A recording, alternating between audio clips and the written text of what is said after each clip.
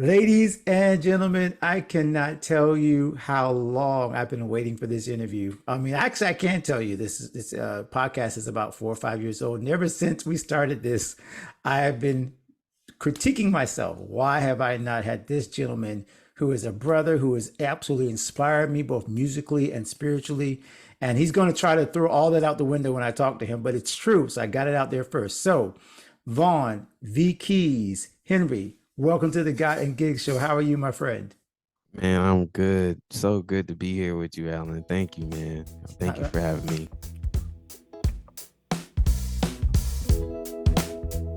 the pleasure is all mine. I mean, again, brother, you've been, I kind of always, it's hard to do these conversations as if we don't know each other because Yeah. I'm waiting for the people who have never met you and never got a chance to hear you or follow you. And Yeah. we start talking, and like old friends. Like you've been over to the house. We've done music together. You be in South Absolutely. Florida, Absolutely. but it really is where I just feel like this is a full circle moment for me, where I've followed you. You have been so gracious to me and my family, and so now we get to come this arena and share kind of what we both have been going through, right? So Yeah. just for a moment, for those who are meeting you for the first time, I hate to put you on the spot, but I already warned you about this. For those who are meeting you for the first time, if you got to give them like the first impressions thing, just give them a shout out, tell them a little bit about you, and then we're going to dig in a lot deeper. All right. Well, I'm a believer on the Lord Jesus Christ. That's first. I'm gonna go in order. That's the first thing. Second thing, I'm a husband to one wife. I'm a father to one son.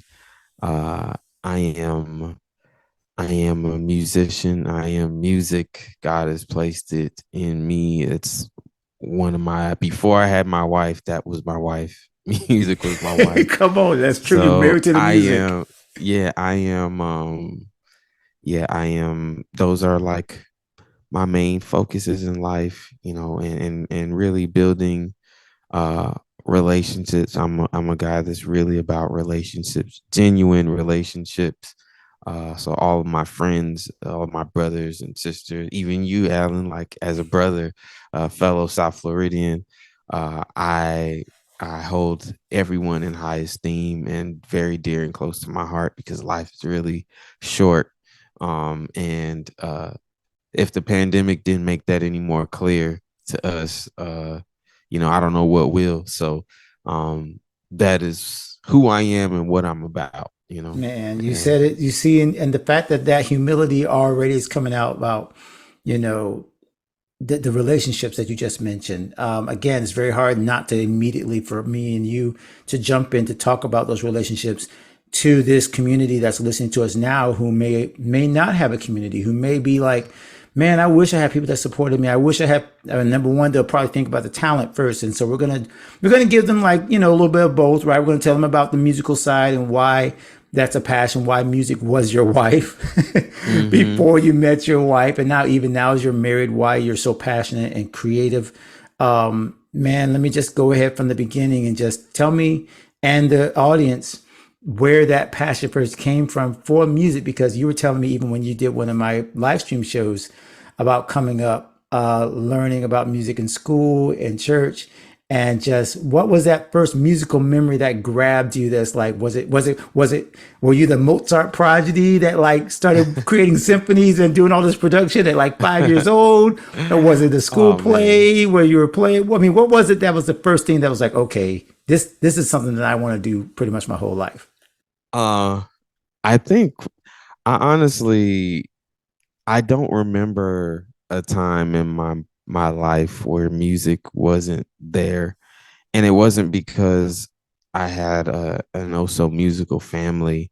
I definitely think that it just is a calling on my life, and God just made it really, really strong. I've been playing since I was 2 years old. So I don't even remember.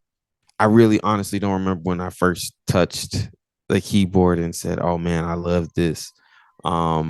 But my family often tells me about those times. About my mom told me about Christmas when I was about two. She brought a whole bunch of toys for me, as a little baby boy. for Christmas, and I she returned 90% of them because I only was playing with the musical, like the little xylophones with the stick on it, the little Walgreens keyboard that takes the AA batteries. Um, she said those were the only things that I would mess with, and also I would just like break up my grandmother's pots and pans, like I would ruin them all, and like like that's what I wanted to do. Like, so she saved a lot of money on toys, and yeah, and even my best friend tells me about a time when I was about 3, which I remember this moment where I was playing, I think, Let My People Go on this little Casio keyboard. But he was just so shocked because he was just like, why is this 3-year-old playing that song? And I'm like, I don't remember a time before music. Like music has always Mm, been, since I could remember anything, I remember music. Um, wow. that's the best way I could describe it. And so I don't know what life is without it. It's just been a part of who I am. So I've always known this is what I was gonna do. Not want to, but I was gonna do this. I've Yeah, always known see, that. what's so interesting about that, I'm in the same boat where I realized quickly, I'm going to put it in a different spirit. It's not the way you said it, it's the way I'm saying it. I didn't have any other skills. Like, Oh, I just neither do feel I. like, I'm not the sports guy. I Like, mean, it's I'm not not good at like, sports. I'm not that guy. No, no. So I agree. I had to just let you know, like, yeah, yeah. I yeah, know. It I want just, to let everybody we know, made it like, very, I we made it, no, and we're don't. humble about it again. Not that we're so unable to absorb anything else, but I've said it this way to different people, Vaughn.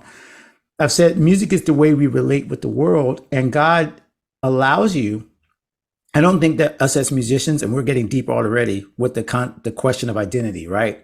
So you already Hmm. started with you're a husband, you're a father, right? You started with those. You're a believer. You started with that. So Hmm. those things form your identity.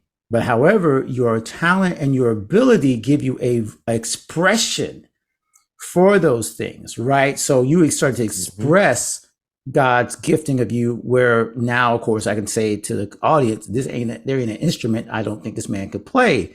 Like there's like everything you touch became an expression of that talent, of that gifting. But your identity, I feel like, even though your expression is entirely musical and it's expressed itself in such amazing ways, like you talk to me a little bit about that, because as this is where I think we can go with this. As you start to grow up, as you get into church, as you start to realize this talent is crazy, and people are like putting you on what instrument? Like, what was the first one that you were playing in church that people are already seeing you like playing on Sundays? Um, the first instrument that I was really playing in church was the organ. I would sit next to Dwayne. A lot of people don't know Dwayne Bennett. We Oh, go then way back, they way know. before Well, Cooper Temple. and go back and Yeah. listen to this episode, because he talks about you as well in his episode. I'll Oh put the yeah. number. I'll put the number in the show notes. But yes, there is history in this podcast where they talk Oh about yeah, that. yeah, yeah, yeah. Like me and Dwayne go so far back. Dwayne was a teenager and I was like a 3 or 4 year old. And I remember one of my most defining moments when Dwayne caught me transposing on the keyboard, and he literally like physically picked me up, placed me on the organ, and I was playing the organ ever since. Like he forced me out of transposing, but then I grew a love for the organ. And so even when he would sit on the organ, I would sit next to him on the organ and just watch, when Mm. he would get off the keyboard, you know. So the organ is the first instrument that and I know a lot of people don't know that because they don't see me posting playing organ all the time. They don't know that like organ is my first thing. Um, but yeah, that's the first instrument.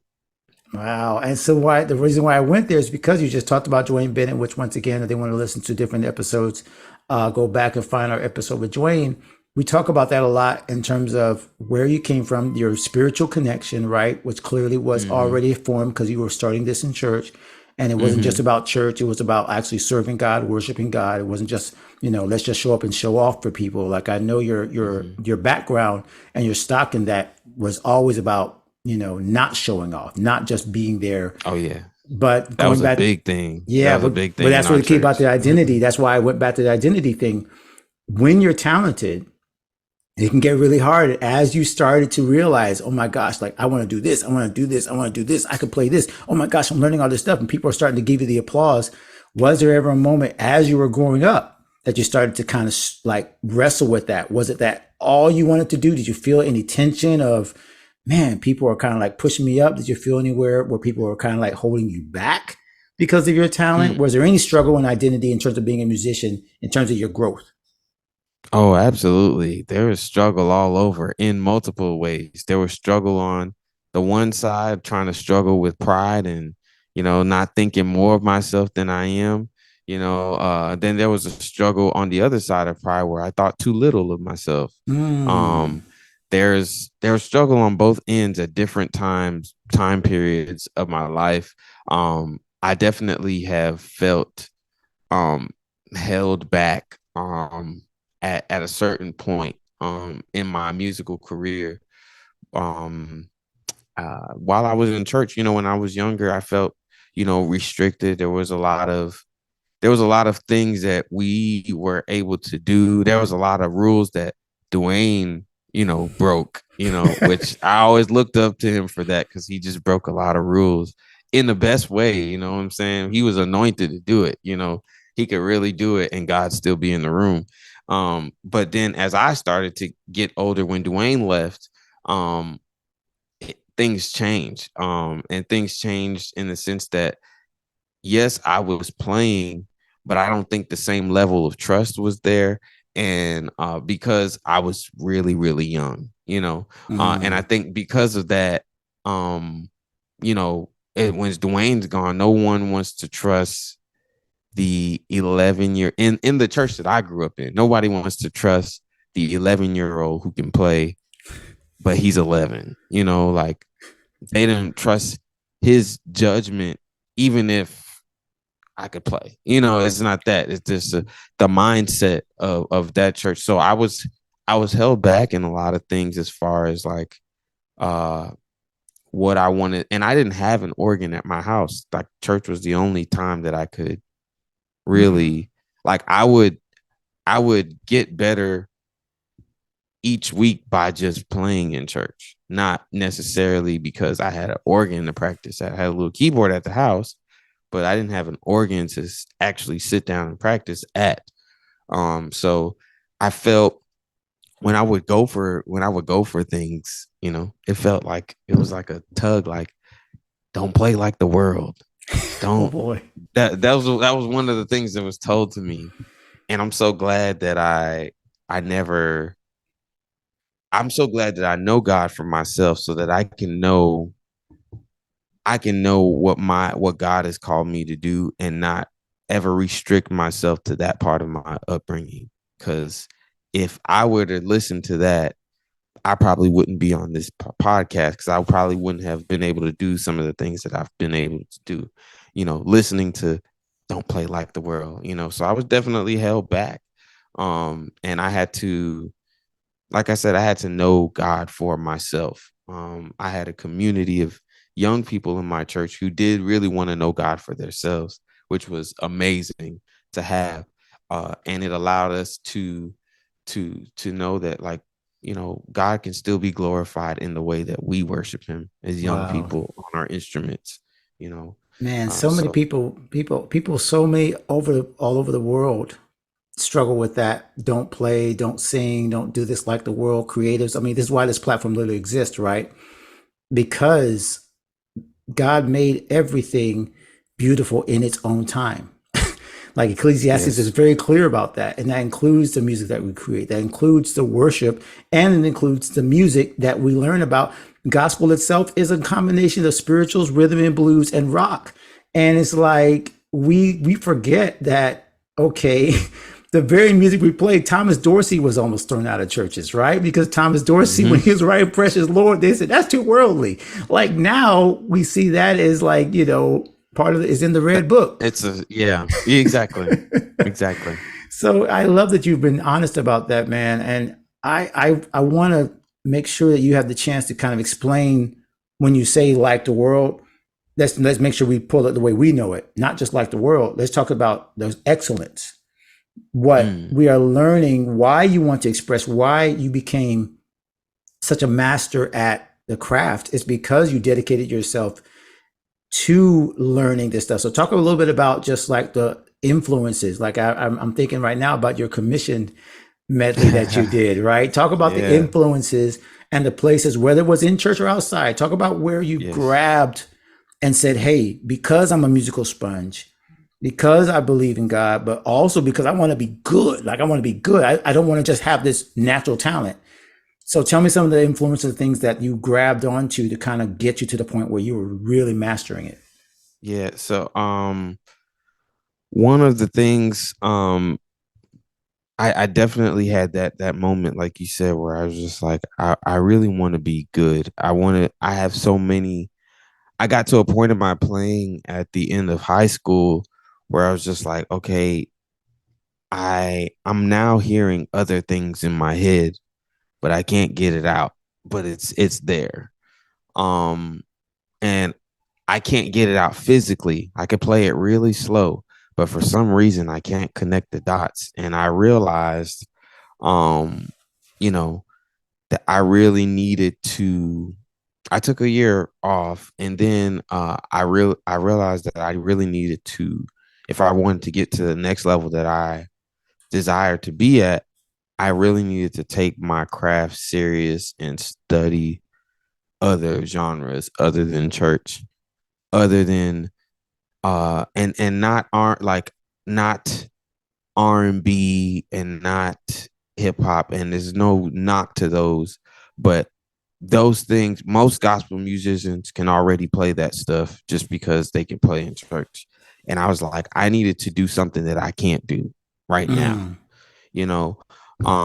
And so I decided to study. I decided to enroll in Broward College and uh get into the jazz program there.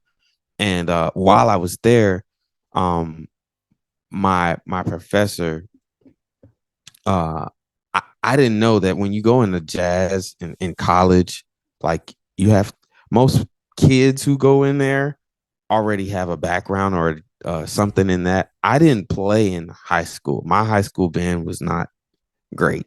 So for me, I was just like, I do better at church. Like literally, that was my mindset. So I didn't stay in the band or have a jazz background at Got all. it. I Yeah. went straight from church to college, and it was just like, I don't know what an F major seven is. Oh I my can God. play it. Wait a I can minute. play it. Wait, this I did not know. Like we've been talking for years. I've never heard this part of the story. So you're telling me because here, okay, so let's compare notes. And again, I never like to inject myself, but I want to give it for Yeah. comparison for the listener. There might be a Yeah. listener that did come up in high school band, like me. There's a listener that Mm-hmm. did all the classical studies, like me. I forced my way into jazz by way of the theory, by way Mm. of I want to understand this stuff that I'm playing, but I do know the name of it. Mm-hmm. You are saying you went from doing it and then entering a world academic, by the way, and don't nobody get fooled. Jazz is incredibly academic. Extremely. So tell me about the culture. This is culture shock and creative shock. So now you're in a space. What was that like for you? Man, it was the greatest. It was the greatest time in my growth because it set me up to be able to, now when I have less time to shed, it set me up to be able to still know how to grow and know what I need to really do to grow. Okay. Um uh what It was tough. It was really, really tough, but it was the greatest time for me. And it allowed me to do what it is that I do now. It was really hard because, like I said, I didn't even know how to read, like, just even the chord charts. I couldn't read them. I didn't know what an F major seven was. I didn't know what, I didn't know what any of that stuff was. I couldn't call it by name, but I could play it. And my professor, Jason Haynesworth, I owe him so much. he saw that in me, and instead, like my first year or my first semester in college, he puts me in the top combo, and I'm like, that's not good because I don't know anything about what it is that you're expecting, but he saw something in me that I didn't see in myself. Um, and what he did give me a speech, because I remember my first week of combo. He said, "Okay, the first day you play this tune, I expect you to know it better by the next time I see you, which is 2 or 3 days." I didn't know it much better. And he gave me a good grown man talk about being lazy and about Mm. having discipline. And I think the most important thing that I learned in school was discipline. And I learned it with my craft and in life all at the same time because I'm 18 or I'm 19 at the time, all of this stuff, it really it shaped my thought, it really made me like I practiced 8 hours a day, you know.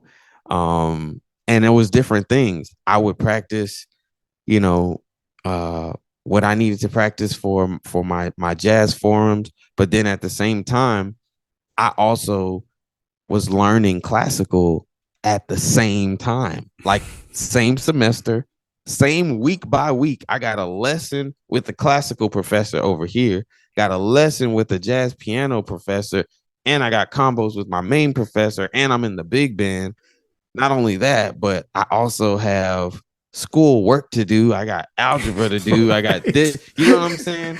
So it really, I was at school all the time when I wasn't at church. When I wasn't at church, I was at school. So I was still playing at church. I was playing at Cooper Temple at the time. This is when everybody started to kind of know who I was. All of that time, like they're like wondering, like, where does Vaughn come from? Because I come from a different place. And then I end up at Cooper Temple. And then now, South Florida, I come out of my box and out of my shell. But at the same time, I'm literally having insecurity issues while all this is going on because I'm in school knowing that there's a higher level that I'm trying to get to. Meanwhile, I'm growing and the gospel community is hearing me is just like, who is this?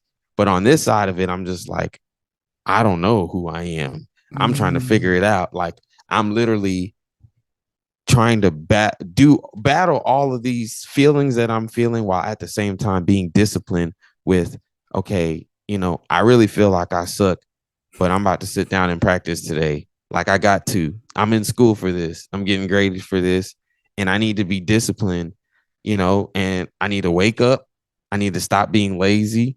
Like I need to get up. Like that was something that I had to struggle with. Yeah. Every that isn't everybody's struggle, but I didn't like waking up. I didn't like being a morning person. You weren't I the only one. You weren't the only one. yeah, You are not the you only one. know, so it just locked me down into a routine and into discipline to cultivate all these things all at one time. And all of that pressure caused me to keep growing, in every area. Like it helped me.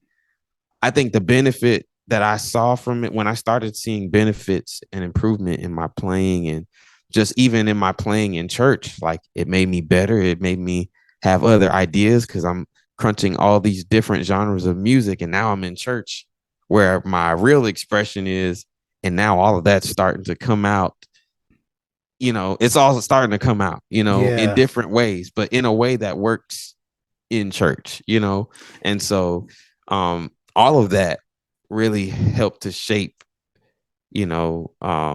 really helped to shape me. Man, look, that makes so okay. So as always, it's so hard for me to just pick one thing out of that, the lessons, right? We could just like drop the mic right there. The fact that you mentioned discipline, I'm going to go straight at it. No holds barred, right? Mm-hmm. You just mentioned church musicians. You mentioned the gospel music community. And then we're talking to a lot of creatives, right, in every field. But especially we're talking to, because I consider you one of the most gifted men I've ever met. So I'm going to talk to Wow. those. I'm Thank going to you, talk to man. those of you who make the rest of us mad that we have to work hard to be as gifted as you. But I'm just being. I know. I knew you were. I knew you were going to laugh. But let's just call a spade. When you are much is given, much is required, right? And the Yes. fact that you were willing to submit to a process and a discipline, whereas you probably could have just rolled this thing out in church and not necessarily gotten very much better in terms of your standards, but in terms of other people's standards. And I'm talking to all the musicians that talk about showing up on Sunday morning and just learning the songs right there. I'm talking to all the musicians and creatives who show up on the job and just try to wing it because you think God's going to give you an anointing at the moment. Like that's what you stirred up in me just now. The fact that one of the guys that I think could literally play anyone under the rug says, I didn't feel good enough. And what came to me, we flow like this in this podcast. What came to Mm-hmm. me is Paul saying, not that I have apprehended, but I press on toward the mark of the high calling, the prize of Christ Jesus. It's the same thing spiritually as it is musically. Like you can't act Yeah. like you've arrived.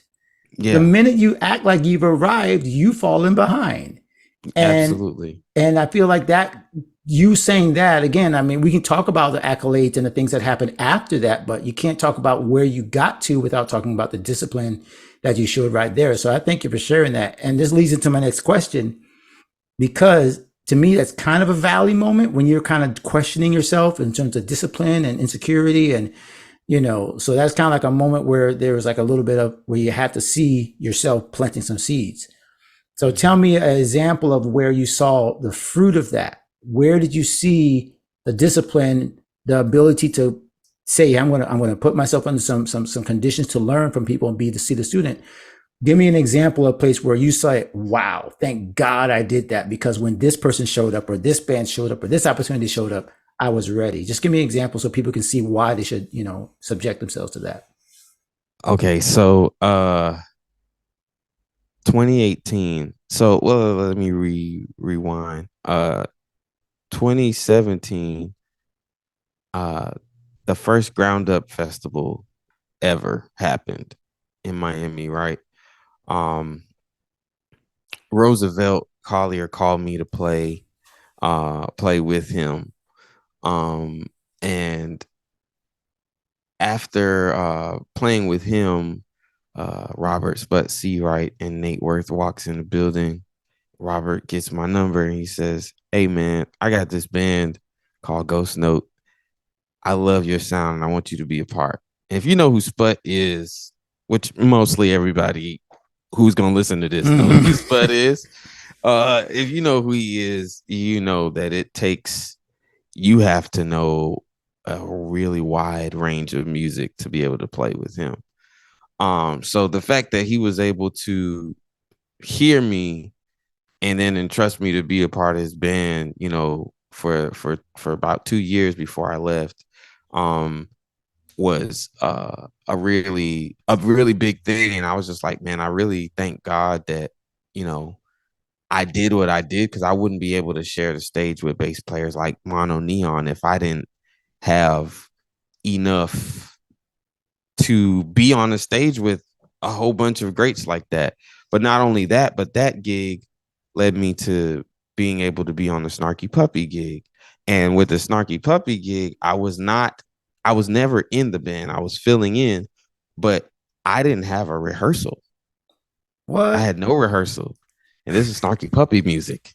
You know, I had to know my music, and believe it or not. So with that gig and preparing for that gig, they did songs from multiple albums, and there was a extensive list sent to me, and they told me all the songs won't be performed, but they also didn't tell me which ones would be.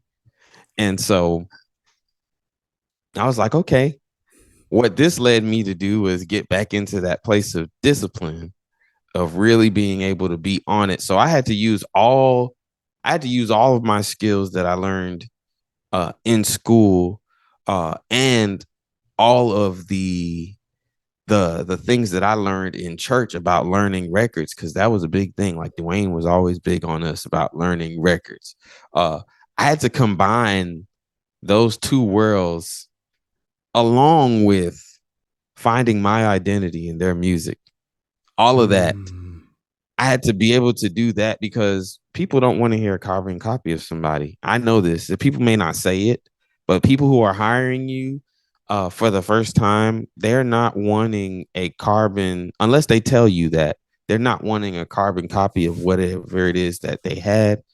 And so in my mind, I'm like, I want to be a working musician. So I want to have an identity in this business. So that was a part, having to do all of those things at one time made me glad that I had the tools to make that a little bit easier. From all mm, of my worlds that I come from, not just school, but from church, and being diligent about church and diligent about gospel and diligent about learning records, all of that, that probably actually was the biggest part, even more than the stuff that helped me, from school.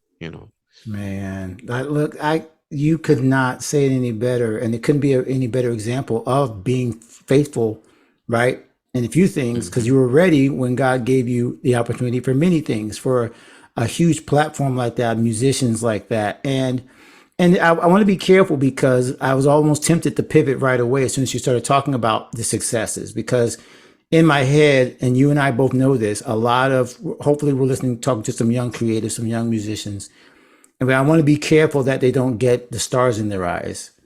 That Mm-hmm. that is the pinnacle. That showing up on a big stage, that playing with a big group, that people knowing your name somehow validates the journey you are on. It's a great perk, by the way. Mm-hmm. But just speak to a moment of what success means to you, especially knowing what you said at the beginning, because you started with believer, husband, father, and then you said music. So Mm-hmm. talk about how you balance, because when you hit that mountaintop, usually there's another valley coming, right?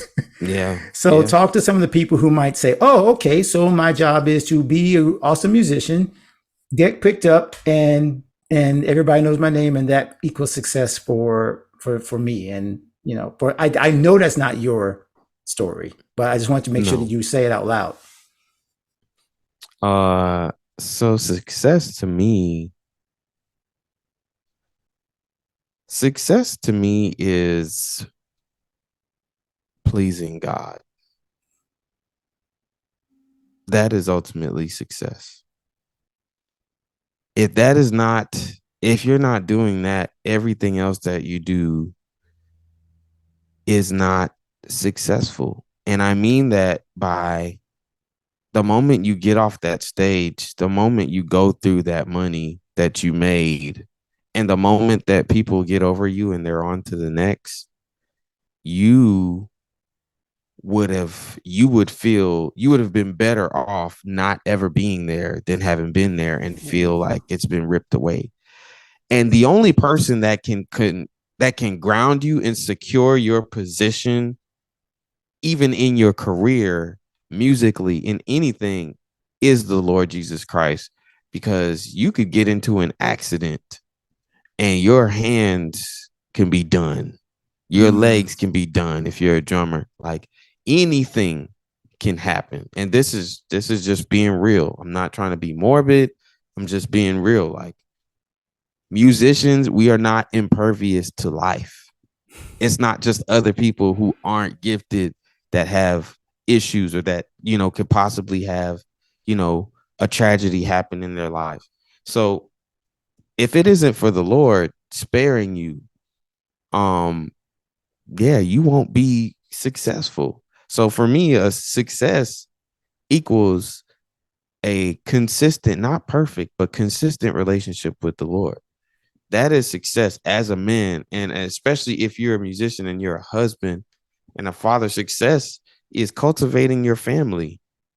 God will add all the musical stuff, you know, right. he'll add that. And that's not to say that if you do that stuff, it's not successful or it's not great. Like I want you to, and I myself want to have those moments in the career, that are life changing, but it's not the most important thing. It's not what makes you successful. Success starts with your relationship with the Lord, and then it starts with your relationship with your family. Um, and that when God sees that, He'll honor that, and allow you to continue to be successful in your career. It's Mm. not that everything just has an order. It's all of it's important, but there's an order to the importance. And success is understanding that. Wow. Oh, okay. Please bookmark that, you guys, that you just heard, and watch that. I'm gonna make sure I write that down again, just to make sure I remember exactly how you just said it. I want to talk about that because you just recently had a transition, right? You recently moved. You met your beautiful wife, and then this little one comes along, and by the way, like you just said, there's an order. You still got to pay the bills. Yeah, So talk exactly. talk a little bit about, because there's other, again, I always try to think of the person that's listening and watching right now, like what are they going through? So maybe they're at a place where, okay, they're also got a family, but they're like, how do I hold all these eggs? How do I juggle this, right? How do I keep this thing Yeah. going? Because now I got these dreams and aspirations, and God did put this on my heart. God did say I want to be a creative. I want to be a musician. I want to go out there and make a an impact with my life. But meanwhile, I got some little ones back there. So tell me how you're handling that, because to hear someone like you that's doing it speak passionately, I think it will help them to hear, hey, you're human too, and you got to like balance all this stuff together. Oh yeah. Oh, I'm definitely human. I was about to say I'm superhuman, but I wish I was that. No, I I'm know what you mean. regular. I know exactly what you mean. Yeah. You're so I'm super you ordinarily you're human. you're extraordinarily human. I love that. Yeah. Exactly. Absolutely. Uh to the point I'll give you my yeah, because not everybody knows about my current story. Everybody knows about what was, and they see what I'm doing musically. They know I have a family, but nobody really knows like what's really going on. Like people are, wondering, you haven't put an album out in 7 years. Why is that? Okay, well here it is. This speaks to the balance and all of that. Um, my wife and I were led to move to Nashville by the Lord. So we come here and God assigns me to be the minister of music at a church. So I've been the minister of music at a church out here in Clarksville, Tennessee for about a year and 7 months. Um, it's one thing to be a music director. It's one thing, it's a whole nother thing to be a minister of music because it's not about the music, it's about the people and it's about dealing with people. So I had a greater task than I've ever had as a 29-year-old young black married man who's a new father in a new city, still a new husband, and now I have a new assignment that God gave to me. So it's just like it's a lot of pressure, but God told me to do it. So what do I do? Um this My son was born premature 7 weeks. Mm. And so we were not only were we not, we were going to be first time parents in a new city with no family. Granted, there's no family here. So it's just us and the Lord. And Wow. doing all of that, being in a finicky business, trying to make ends meet. And then God says, hey, I'm going to call you to be the minister of music at this church. And this is what you got to do. And everything is a learning curve for me all the time. So I've been in a perpetual learning curve for feels like 2 years. I'm still in Mm. it right now. So do I have an answer as to what that looks like? I don't, I still am figuring out every day what that looks like. And for me, God had me to do an assignment at this specific church. And up until recently, I mean, very, very recently, God has said, I'm moving you elsewhere. Uh, to do other things. And God has opened up another door for me that doesn't cause me to have to be the minister of music, where now I can get my time back, where I can work on what He wants me to work on. I can have more time for my family and still be able to make ends meet. I had to pray to God, like, this is a lot.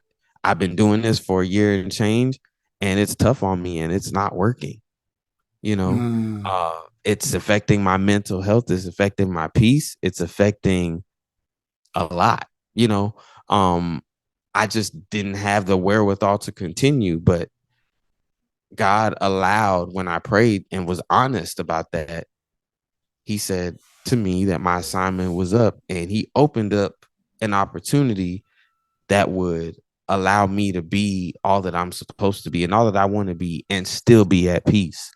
And so the obedience had to come first before I got that release. Wow. Obedience had to come first, and I had to do what God had me to do for this year and 7 months. And now he is feeling free to allow me to be more free so I can have time. There was a time, man, I didn't even have time to do this interview. like Yeah, I like know. No, that was trust me. very few months ago, I was you very, know. I'm very aware, and just thinking about that, what you just said, I just wanted Yeah. to, because I feel this so powerfully in my spirit, man. Having left full time ministry, literally to what ended up starting Garden Gigs, right? And Mm-hmm. now being back, what you guess you could call full time, but in so many other capacities. And what you said is so powerful about the obedience having to come first, and usually the obedience comes at the sacrifice of understanding, Yeah. right? Because what we want, okay, if I'm going to obey, at least let me understand. But he's like, nope, you don't get the understanding with the obedience. You only get the obedience first, and the understanding comes after. Yes. And so That's big. That's big. it's where I feel many again of us get stuck. We forget that, okay, if I need God to move in a certain area, for your example, like you want God to move in your, to your creative life. You got so many things. You got albums that you got music. I know right now there's a song in your head because whenever you bring out something, and I'm like, hey, let's do this, and you have like an entire 8 tracks like produced. I'm like, dude, so I know that there is always wheels turning. So I'm sure that it can yeah. almost feel frustrating, and I want you to speak to those people who do feel that frustration while they're being obedient, because I don't know what the fruit is of what you did in the last year and the 7 months, but I know that it's greater than you can imagine. What you Absolutely. sowed, you know what I mean? So just speak a little It bit about that. absolutely. You feel like that's being restored, I guess. The whatever happened, whatever you thought you lost, you don't feel like you've lost it. You're going to get it back. Yeah. It it really pays to be obedient to God, because Proverbs 10 and 22, the blessings of the Lord make it rich and adds no sorrow to it. The difference between when God does something and when we do something ourselves is that when we do something ourselves, there could be a benefit in one area and then a consequence in another that you weren't expecting, and that you probably would have been like, man, I was better off just suffering here. um when you're obedient to God and God starts to make a way and bless, there's no sorrow. Like, you don't have to look over your shoulder like, okay, so what is this really coming with? No, you're really just blessed, and that's it. And that is the one reason to really wait. And you get peace with your blessings. Anything that comes that's of a benefit to you that does not bring peace, you should be careful to not call it a blessing. Mm, You know, even if you get more money and less peace, don't call that a blessing. That's not a blessing. So when God blesses you, you get what you need in peace with it. And peace of mind is most important than anything. Peace of mind is allowing a lot of especially creatives, because we know that creatives, we war in our mind a lot. yeah. We do. And so peace of mind is a big thing to be aware of and to try to always get. And that's something, a lot of times, when you really get down to it, that really only God can give. And that is, if you're frustrated in an area where you feel like you're juggling too much, uh, ask God to teach you how to be obedient and how to juggle all of this, and then make sure that it's not an issue with you and your discipline. Make sure Mm, you're not just, you're struggling because you want to get some extra sleep. Now, sleep is important, but then during the week, how I do things, I run. I know most musicians be like, they work on the weekends. They work on the weekends. I run my business like a corporation in the sense that I only work in the weekdays. My weekends are for my family, but I work super hard on those weekdays. I'm gonna work. I'm gonna work. I'm gonna do this. I'm gonna do this. I may stay up till 2 this morning, and then the next evening make sure that I go get some rest because it's important to get your body some rest. That's Right. important to how we function. And I kind of stagger stuff. But when it comes to the weekend time, that is the time for my son and my wife. I'm not doing anything. Even my turn to the point of my turnaround times, I say, to my clients, like, if you pay me to start something on Friday, I'll start it on Friday. But it's if I say it takes one business day, that means you'll get it back on Monday. Yeah. The Yeah. Saturday and There's no Sunday, business going. Yeah, there's no exactly. business going No on that family day. business. That It's family, exactly. So that is one of the things that I try to do as a creative. Like, even if you're single, like, doing that for yourself, like creating a schedule for yourself and letting the weekends be some time for you to spend time with your family or your loved ones or your friends, or yourself, spending time with yourself, not doing stuff, just spending time with yourself and being able to I think you'll find that you'll be more effective when you have a constant reset. A lot of people just go, go, go, go, go. But if you have a 2 days in the week, every week, to really reset, that Monday when you get back, you'll be on fire and you'll actually be able to accomplish more because your body's better, your mind is better, you're at peace. Um, that's been working for me. And even when I have more free time, I'm going to continue this because it's working for me. brother, look, there's if God, who is absolutely able to create at all times, never needs a rest, and God decided on the seventh day, what makes us as creatives, little creators, right? Why do we Mm, think that creator took a day off, but we shouldn't? I yeah. mean, it's just, it's just, and then look, I'm preaching to myself, workaholic right here, staying up all Hmm. night, no white space in the calendar. So I applaud you, sir. At 29, thank God you're gonna have a lot more healthy years with that beautiful family because you're not trying to burn the candle at both ends like I was trying Yeah. to do in my 20s and 30s and 40s. Yeah. Man, it's just so powerful that you got this perspective. And again, this is why I wanted to make sure I had you on the show because I don't think people hear it enough. I don't Yeah. think they see people like you who have albums who literally, again, I'm gonna post all the albums and all the singles and all the YouTube so they can go down the V.Keys rabbit hole if they haven't heard you yet, and then they will be astounded. But I make sure they want to hear the man behind the music if they're learning about you for the first time. So, and then those who do know about your music, right? Now they Hmm. know the heart behind it and not just that, oh, well, even again, I'm being very straight up, even in Hmm. church circles, we tend to become worshipers of the gift. And Yes. it's so important that they heard your heart and that they heard that this is who you are. And when you give your gift, when you get successful, like you said, success is about following God. Then all those other things are added. That's gravy. That's icing on the cake. But I just love the perspective you just gave, man. I want to ask this one more question because again, we could go all night. Yes, But sir.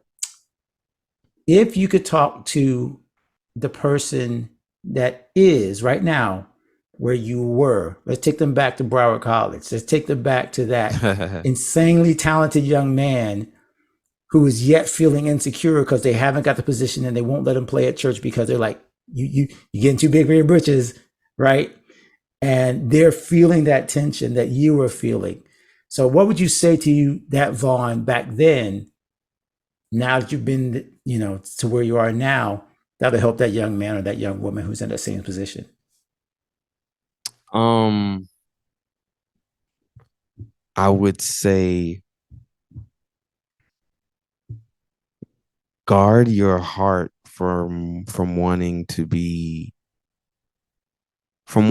accepted to your own detriment. Guard your heart from that. Focus on what God wants you to do. and you'll be your best. You'll be your best when you focus on what God wants you to do and what you know you should do.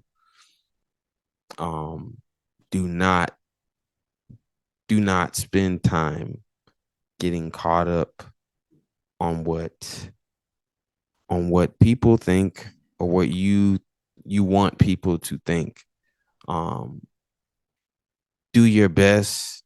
Know when to even when accepting wisdom from the generation before, know what to take, because the generation before doesn't mean they all have it together. Doesn't mean, Mm, just like there are some reckless people in your generation, there's some reckless people in my generation, some reckless people in your generation. You know, it goes all the way around. And so make sure that whatever counsel you're accepting is wise counsel. Make sure your spirit agrees with it.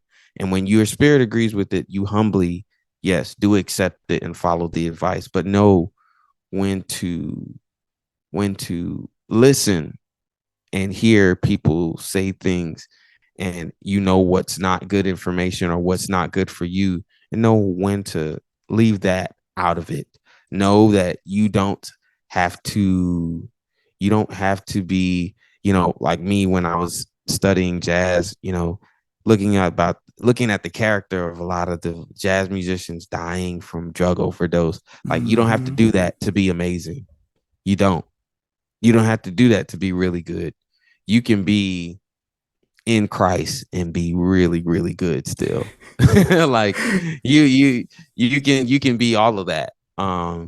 Don't let the pattern of those that you look up to, if they don't have a good life pattern because you want what they have musically, don't feel like that's what you have to do for you. Um, be focused on what God wants you to be and what your identity is in the world, and then secondly as a musician and a creative. Man, okay. That again, bookmark, drop mic. I mean, brother, this is why I love you so much. This is why, like, ever since, and I'll go ahead and just brag on myself a little. Ever since I was telling you, you need to put some more blog posts. You need to put some. I grabbed your Facebook post and put it on my blog back a while ago because I'm like, this man is a writer. He is a teacher. Again, the thing that you just talked about identity in ministering, right?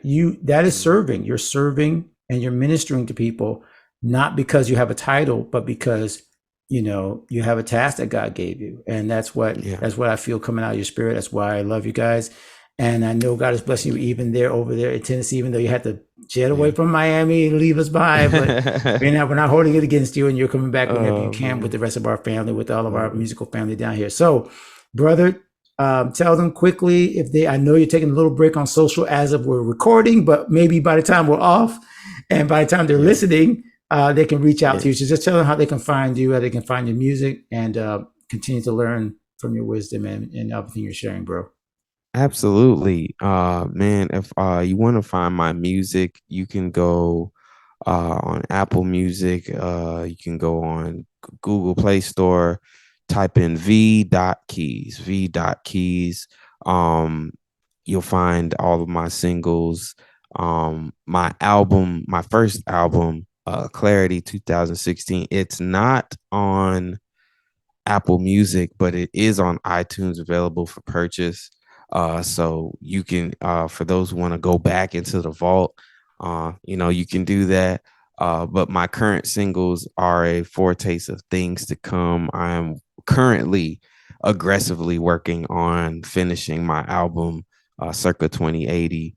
I've got singles like Pressin' that's out, single called Watch, um, Standing in You, and that stuff, all of that stuff is going to be coming out really soon on social media. I'm getting ready to get back on Instagram very, very, very soon. Um, but you can follow me. It's V_Keys 023. You can find me there. I'm on Facebook as well, Vaughn V.Keys Henry. Um, yeah, y'all can reach me anywhere. Anyway, everywhere you Mhm. want to be. But yeah, I'll make sure all those links are right below in your app as you're watching. If you're watching or listening, and if you're watching on YouTube, just click down. You'll see all those links there so you can get right to Vaughn. Brother, God bless you, man. I mean, I wish like there's no words I could say like how honored I am, how pleased I am that God gifted me the chance to be your musical brother, to be a spiritual brother in Christ. And man, just feeling like everything you're sharing, man, is right from where I would want to share it. The same way I would want to say it, I'll let you say it because it's coming right from God's heart. Thank you for being a part of the show, man. And we got to do it again Thank you. sometime real soon. Thank you for having me, bro. For real. My friend, thank you for watching this episode. If that blessed you, you got to make sure that you stay connected with this community and this channel so that you can get more where that came from. We're sharing great interviews, tactics, strategies, mindsets, lifestyle choices, everything that's going to help you become a totally confident creative. And don't miss an episode of the God and Gig Show. If you are staying connected to our channel, you'll be able to find us anytime we release new episodes. And you can check out some of our archives of almost 200 episodes now that we've shared over the last few years. Make sure you check out one of the suggestions right now because it's probably perfect for you to continue to develop as a creator. And continue to stay connected with us because we're here to help you become the creative that God created you to be. We'll see you in the next episode.